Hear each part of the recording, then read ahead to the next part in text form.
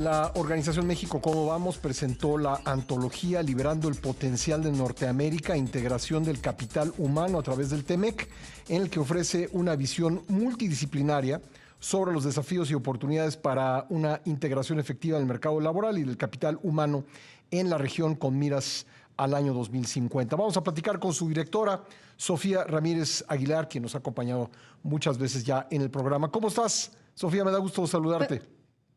Pascal, qué gusto saludarte en esta mañana de jueves nubladona, pero llena de esperanzas por un país mejor. Verás que sumando vamos a llegar lejos. Bueno, yo creo que el pesimismo extremo sin duda no nos lleva a ningún lado y muchas veces lo que se requiere, lo que requieren los países y las personas es pues ponerse a trabajar y trabajar con optimismo. Bueno, yo pienso eso. Oye, hablando de optimismo, ¿cómo ves a la región en cuanto a su mercado laboral y su capital humano en pues los próximos 20, 25 años? Pues mira, la verdad es que el comercio bilateral, trilateral que tenemos, la integración comercial que tenemos con Norteamérica, no solamente ha alcanzado estos récords de 1.6 billones de dólares con B de burro, billones de dólares anuales, sino que también esta compenetración ha sido realmente a partir de la complementariedad y de construir esa complementariedad económica. Me refiero en concreto que dos de los tres principales bienes que comercializamos entre México y Canadá, por ejemplo, son los mismos en ambas direcciones. Es decir, no solamente exportamos aguacates y hortalizas, sino que también los vehículos, automóviles para transporte de personas, los accesorios de vehículos, son insumos o bienes intermedios o incluso bienes finales que comercian de aquí para allá. Y estoy hablando que de México, Canadá, pues de por medio hay Estados Unidos.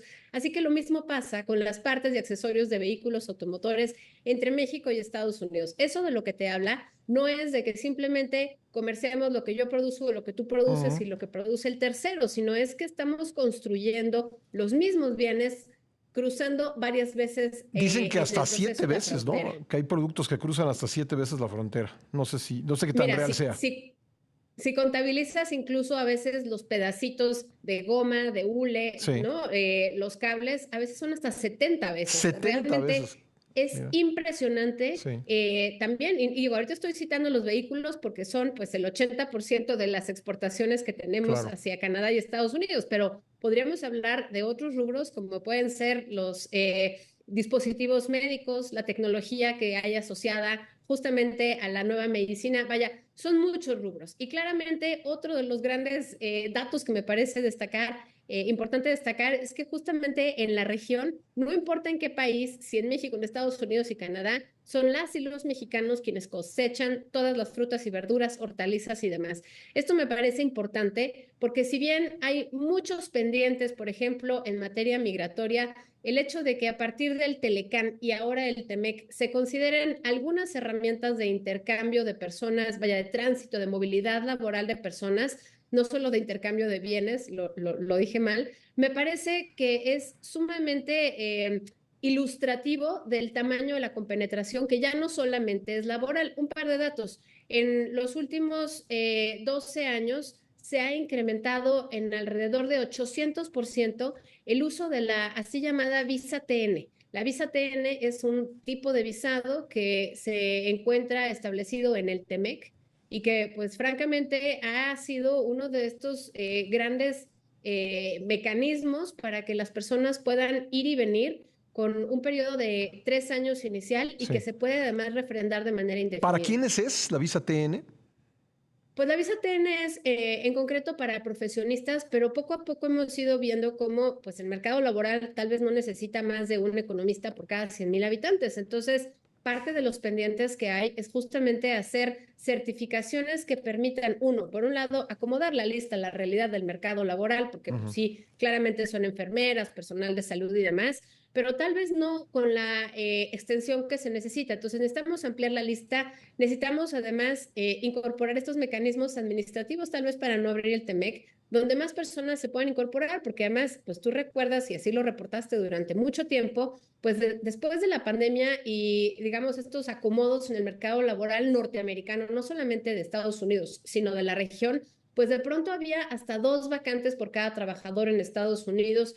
En México, pues tuvimos una falta, por ejemplo, de personal de enfermería preparado durante la pandemia. En Canadá, pues los mecanismos de intercambio para personas que cultivan y cosechan, pues sigue estando muy vigente. Entonces, al final del día, son espacios donde no solo es la compenetración comercial, como ya mencionaba, sino que viene también la integración laboral y la del bienestar. Y creo que, y con esto cierro, me parece súper importante entender que la calidad de vida, con sus asegúnes y con sus retos muy particulares a nivel local, pero la calidad de vida al sur de Estados Unidos, al norte de México, en la península de Yucatán, en la península de Baja California y en el centro del país, son similares. Eso es, creo que, el mensaje más importante. Le agradezco mucho a Sofía Ramírez Aguilar, directora de México Cómo Vamos, que me haya esperado para seguir hablando sobre la integración efectiva del mercado laboral y del capital humano en la región norteamericana con miras al año 2050. Mucho antes que 2050, Sofía, pues viene 2026, primer año de revisión del tratado, de acuerdo con las reglas que se establecieron cuando se firmó el TEMEC. ¿Qué retos y qué oportunidades habrá en ese momento para el mercado laboral y el capital humano? Mira, sin duda, varios pendientes. Primero que nada, como mencionaba al principio, la entrada temporal de mano de obra agrícola sigue siendo uno de esos grandes pendientes, porque, insisto, todas las hortalizas, frutas y verduras que se cosechan en el país son, en la región, en los 3 países, son pues justamente eso, plantadas y cosechadas por mexicanas y mexicanos. Segundo, necesitamos regular y promover las certificaciones de microcursos prácticos. No podemos reeducar a la población y en esta economía que se augura cada vez más digital, pues vamos a necesitar hablar el mismo idioma, es decir, inglés, pero también hablar el mismo idioma en programación, en capacidades técnicas, en uso de software y demás. Entonces, vamos a tener que regular y que promover estas certificaciones, por supuesto, con el aval de los gobiernos, pero también de los colegios de profesionistas, de los colegios de ocupaciones y, por supuesto, con el aval y el apoyo de las empresas. Tercero, necesitamos hablar, como les decía yo, el mismo idioma, porque justamente la economía del futuro es digital. Pero para ello necesitamos poder enseñar y capacitar nuevas habilidades a los educadores, a las educadoras, a las personas que van a dar estos cursos y sí, ir transitando también desde el sistema educativo. Tenemos también pendiente tener un acompañamiento para las nuevas inversiones. Siempre hablamos de lo difícil que es de repente llegar a un país como México con tantas oportunidades, pero también con tantos intríngules en trámites, en niveles de gobierno, en distintas agencias que hay que atender y regulaciones muy amplias. Entonces, la falta de ProMéxico, pues no solamente es para ese lado de las inversiones, es también para saber dónde voy a contratar capital humano, dónde se está capacitando, cómo puedo yo trabajar empresa con el gobierno local para generar esas capacidades en el corto, mediano y largo plazo.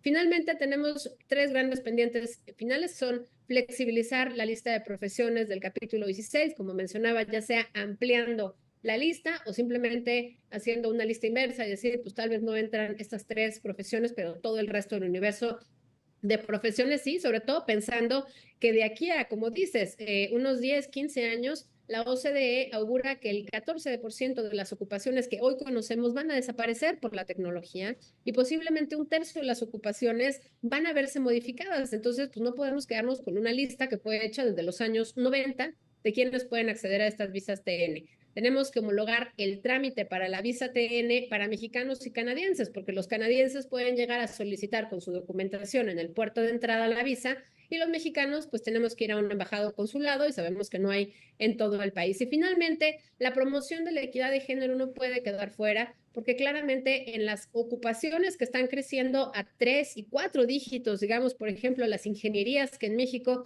en la comparación anual han estado incrementándose hasta en 3.500% de manera anual. Bueno, pues la ingeniería eléctrica es una de esas grandes profesiones donde solamente el 15% de las estudiantes son mujeres. Otro rubro es operación de maquinaria en general, que es otro también de estos empleos nearshoring, estos empleos TEMEC. La participación de las mujeres es también por debajo del 20%. Y finalmente también los equipos de captación, bombeo y distribución de agua. Como puedes ver, grandes pendientes, Pascal, pero en una región que no se va a detener y en una región que es más grande que simplemente los gobiernos en turno. Oye, hablabas de los efectos de la pandemia sobre el mercado laboral y me quedé pensando, Sofía, el tema de los migrantes digitales, pues que ya es significativo en México numéricamente.